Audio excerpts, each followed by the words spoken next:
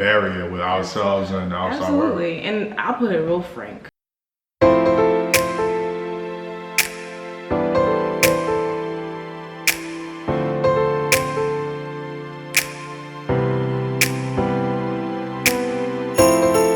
Singing for the holiday, the happy holiday. Singing for the holiday. Singing for the holiday, the happy holiday. Have a happy holiday. Singing for. Hey guys, welcome to day 13 of Vlogmas, and today we're going to be sharing a tipsy Q&A with me and my husband. You guys know Tony on my channel. Creep. And I'm super excited to share. We had asked you guys for a bunch of questions that you wanted to know about life, marriage, babies, parenting, whatever, and you guys came through with the questions. So today, what are we drinking? We're drinking some Muckily Muck Scotch. It's a single malt Scotch. So Tony already has his pour. He's gonna pour me a little bit, not too much. I'm gonna start you a little light. That's good, that's good, that's good. I don't want a lot. And cheers to this being successful. It's really good Scotch.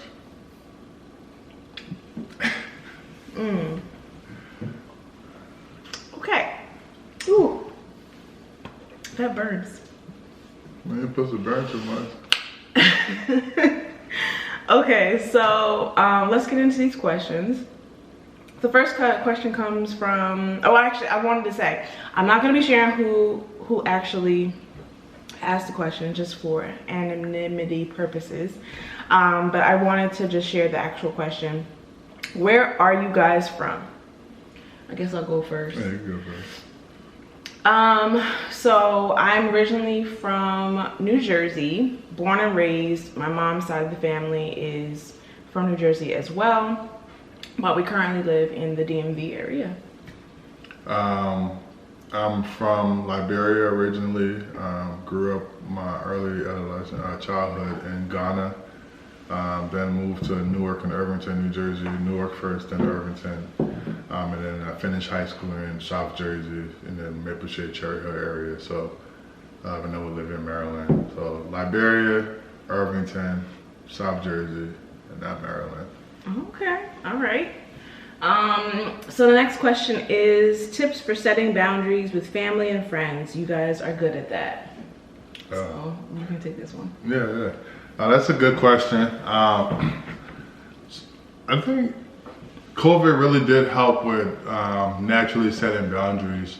We used to always feel like we needed to be able to show up for everyone, be there for everybody all the time in the midst of everything we had going on, and never felt like we were able to, one, say no, or two, put ourselves first.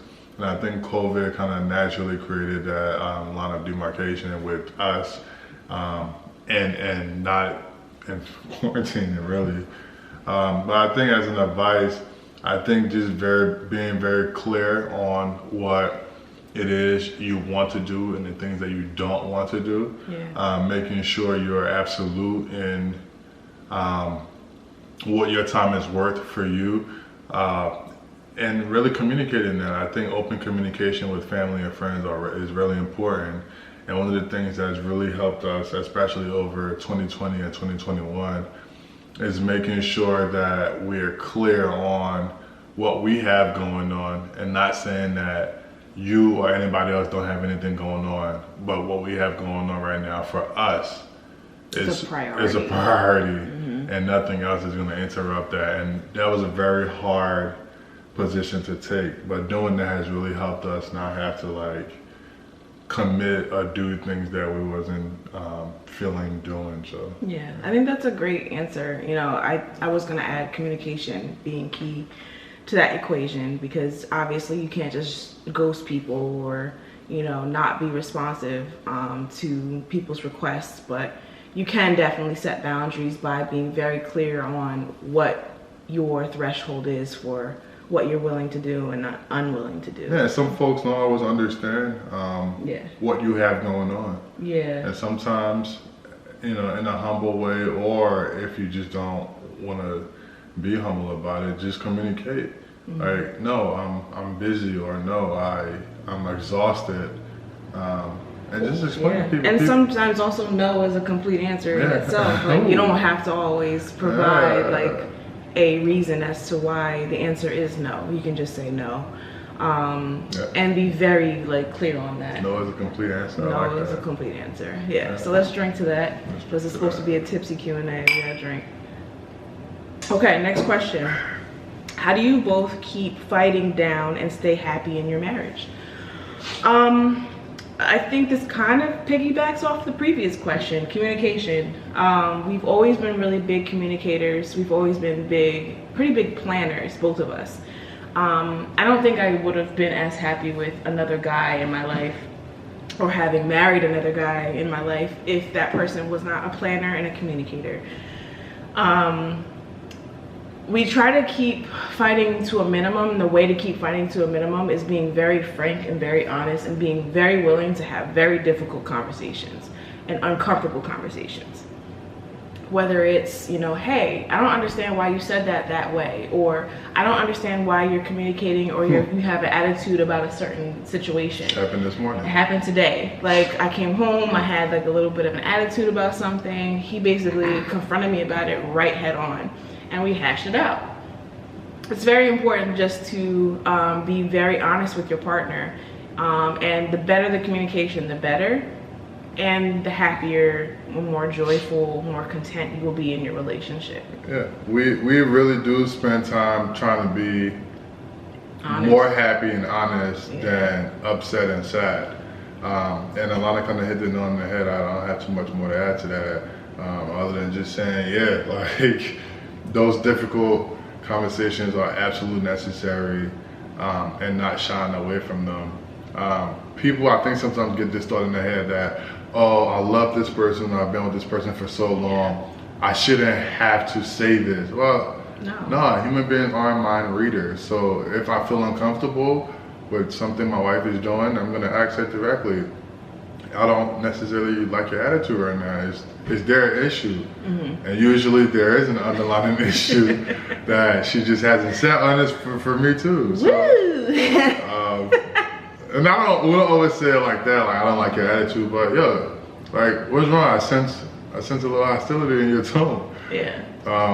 And I think people get too prideful in wanting to, like, admit that there's an issue. There's an issue, or you're unclear about something. Like, nah, I'd rather us hash this out, clear it out right now, so we can go, you know, have the rest of our day and be enjoyable. That's a good point. I think I don't have anything else to add to that. I said I wasn't gonna add anything to that. So, what is your dream vacation? And then what are top 3 things on your bucket list for each of us? My dream vacation. Yeah. Ooh, my dream vacation was Thailand though. So I think I would like to go to a place similar to how we traveled to Thailand, where dream vacation would be island hopping, with absolutely no plans and an unlimited budget, to be able to just go, relax for 2 days, the 3rd day do some adventure, go to another island, relax for 2 days. That was how our honeymoon was, kind of. Well, what's a new place? A new place.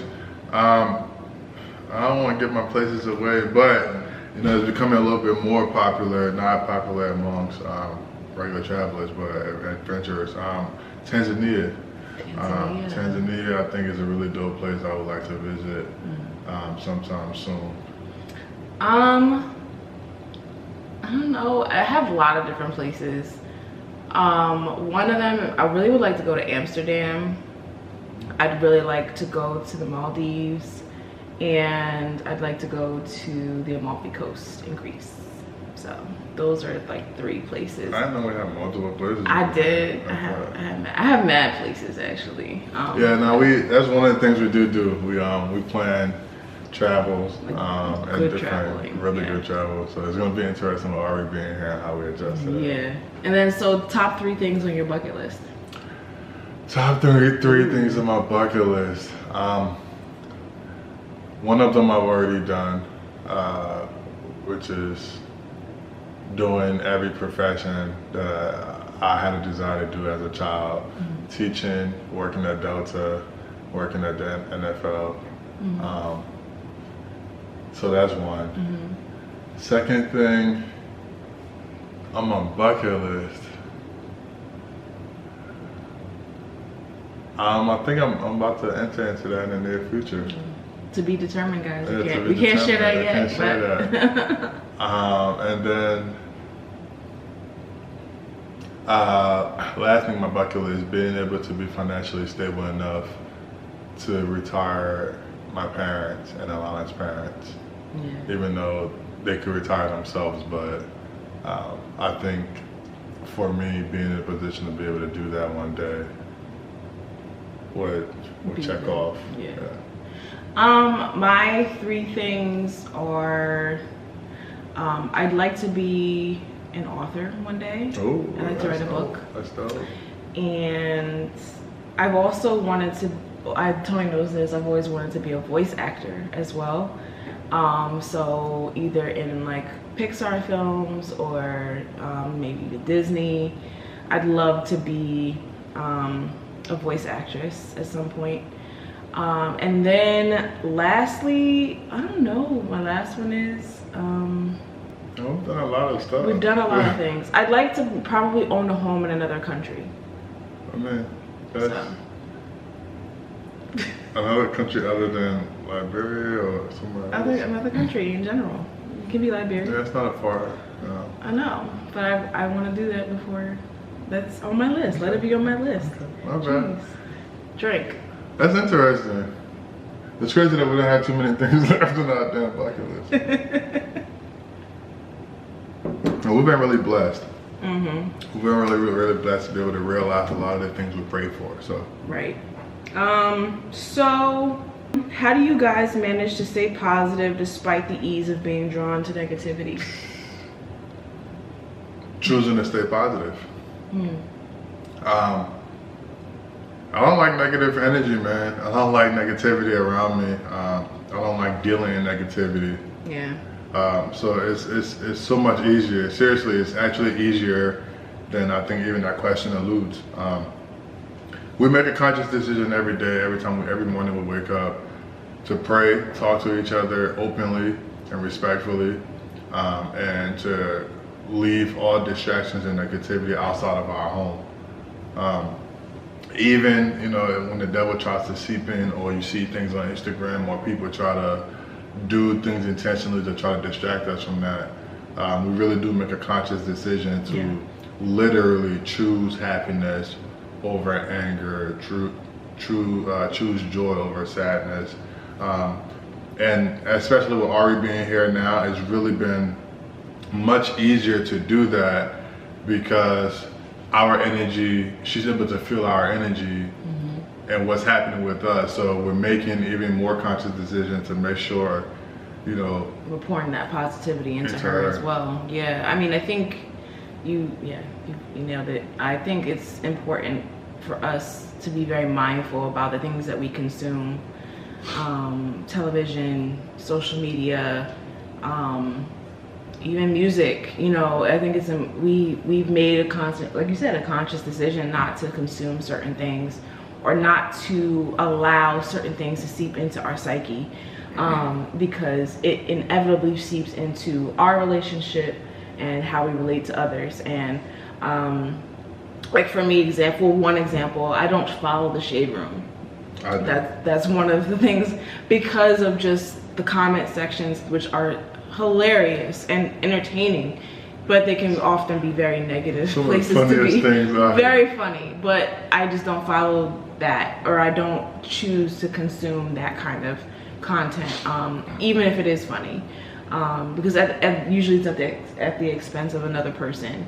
Or more than one person. So yeah, and it's interesting not to confuse like what our response is as trying to be perfect, because I think it's, you know, some people can listen to this and be like, oh, y'all acting like y'all don't have any issues. Nah, we have mad issues. And we have problems just like everybody else. But this is a clear example of how we actually choose to stay happy. Like, we can have some terrible things going on, and our priority will be to try to find the silver lining in those things.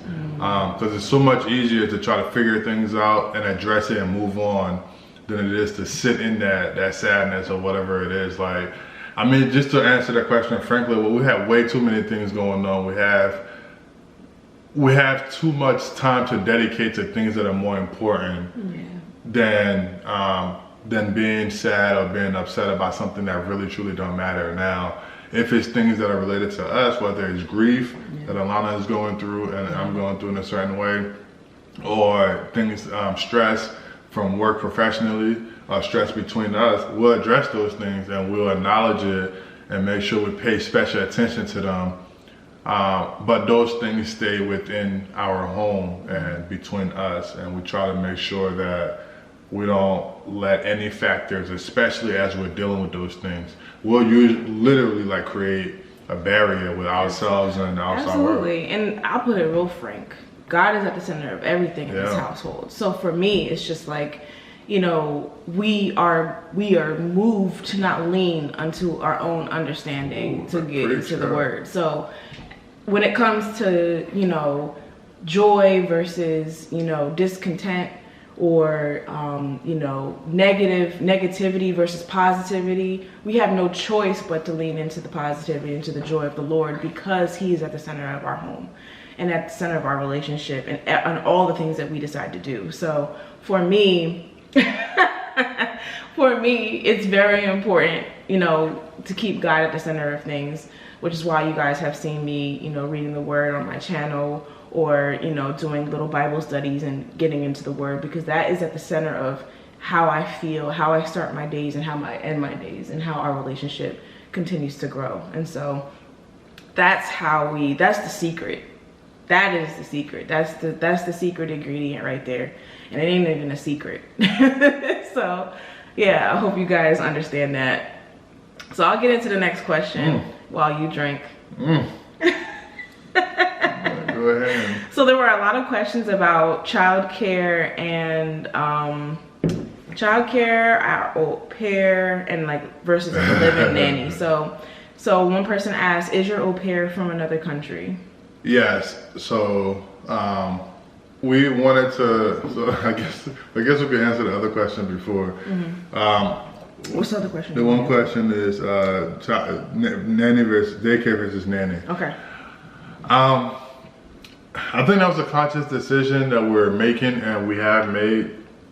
I think both are great options, but because we work at home, we wanted to be able to have an opportunity to be able to, if we wanted to, come downstairs and check on our child at our leisure.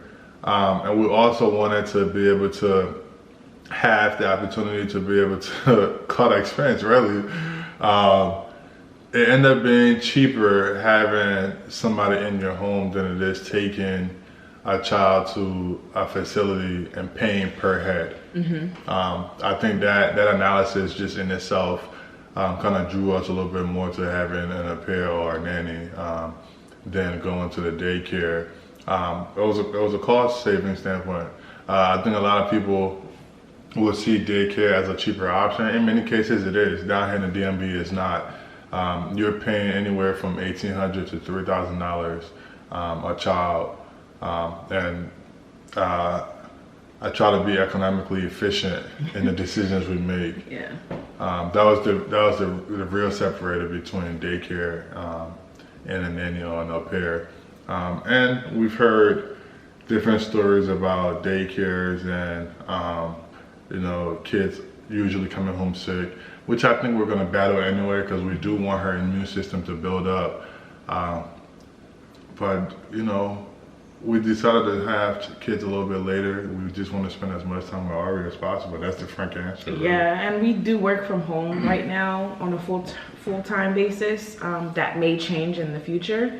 But having an AuPair, a live-in AuPair is the best also for us, because regardless of whether or not we are at home or going into an office, a physical office every day or several times a week, we'll always have someone here to watch Ari before she goes to school or before she gets up school, like attending school age.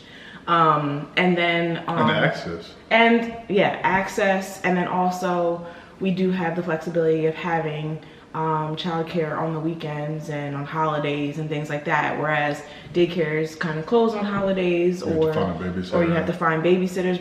We'll have the babysitter kind of built into our family, so it all kind of works out, and it also ends up being cheaper on the back end. And next, explain that a bit. So there are lots of different au pair agencies that you can go through to interview and get to know different au pairs. We did end up vetting several different au pairs before we landed on a decision on bringing a young lady from South Africa over to support our family and to be a part of our family and watch our kids, or kids in the future. Kid right now, I'm not pregnant. And so yeah, like it pans out. You pay an upfront fee and then a fee weekly for that au pair to take care of your child for up to 45 hours per week. And that is how it works. Yeah. So for the first child, it probably end up being around the same cost as a daycare. If you have one child, the only difference is, to Alana's point, we have more access. Once we decide to have a second child, or a third, I mean, those other kids basically pay for themselves when in the au pair route, because they actually end up being cheaper if you have the space and if you have the financial ability to be able to fund somebody's obviously life living in your house. We buy a lot of food anyway, so it ends up being cheaper. We have the space in our home, so we don't mind having somebody live in here with us, and then obviously a couple of other extra expenses. But once that second kid comes in, the extra food, the living space, the extra electricity, whether it's a car or whatever, actually ends up being significantly cheaper cost-wise with an au pair than a week, based on our calculations with daycare. Yeah, and and access. Yeah, access, like you said, and then also just the hours, like. You just get a lot more for your money, I feel. So for us, for the lifestyle that we live. And it did take some time for us to get to this place, because I was not necessarily feeling the au pair concept at first. But it ended up working out, and eventually we'll have her here, and hopefully you guys will meet her. And culturally, that's something that my family was used to. If most other countries, when you leave America, childcare or living childcare is a cultural norm. And my family in Liberia grew up with aides in the house and servers for different things, whether cooks, drivers, and things like that. So it's not a foreign concept for foreigners. It was far more foreign for me than it was for Tony. Yeah, I was like, oh yeah, I mean. And she's from South Africa, to answer the other question. Yes. Another person asked. But you can find au pairs from anywhere. Brazil, all the way to Europe, to Asia. There's lots of different places you can find au pairs, and you can usually Google, type in au pair program. We went through AuPair.com. I don't mind sharing. We went through AuPaircare.com to find ours, and it's basically like a Facebook for au pairs, where you just go through, you look at their profiles, and then background checks, like all their information, and then they also view your profile to see if it's going to be an adequate match for you guys to link up and start this business relationship. So that's how we kind of stumbled upon that whole situation, and we're looking forward to actually following through with it. You guys by now are pretty familiar with what happened with our au pair. So refer back to vlog 3 and 7 to Vlogmas 3, day 3 and 7, so you guys can kind of get up to date on where we're at with that. But yeah, it's. Why'd you pick? Huh? That was a question. Why did you pick? How did you pick the person? So we picked South Africa because one, we wanted somebody who looked like us, and that's just being completely honest. With Ari being very young and impressionable, we thought at least in this stage of her life, if we're not around all the time in our home, I think if we had gone to a daycare would have been different. I wanted specifically somebody who looked like us, just culturally, with Ari being at the age she's at and being in her developmental stages, especially in our home. We wanted to make sure, especially, you know, me being from Africa, Liberia, we wanted somebody who could come in and in the absence of us being here, Ari could be able to, you know, directly look at somebody and say, okay, there isn't a significant difference right now. And obviously, as she starts to go into the world and we have, you know, mixed cultural friends, she'll be able to learn more. But in the immediate absence, day-to-day living in our home, we just wanted somebody who could relate more to our culture right now. And it wouldn't be a significant adjustment, at least up front. There are folks from South America. I think the language barrier would have been pretty significant. There are folks from Europe. The language barrier would have been significantly probably challenging, and even color-wise, the racial barrier probably would have been a little challenging for us to learn their lifestyle. And then for them to adapt to ours. And for them to adapt to ours. Yeah. We need assistance right now. So just to be frank, having somebody who, one, looks like us, two, speak pretty good English, and three, Ari can look at and see herself in was pretty important for us. That's really good, honey. I think you summed that up very well. Hope you guys enjoyed today's Q&A. What other questions? Okay. Yeah, that's everything. We touched on everything, I think. I also didn't want this video to be too long, but thank you so much for joining me today. Do I have to finish this? Yes, we will have to finish it. Cheers. I'm gonna finish it after. Ooh, it burns.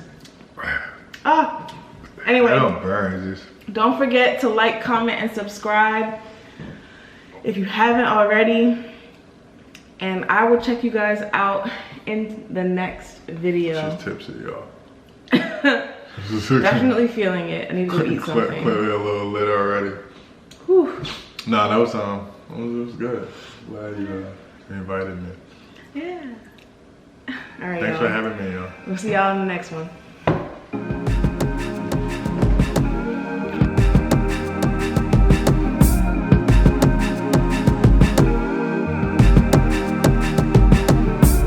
Holidays are coming.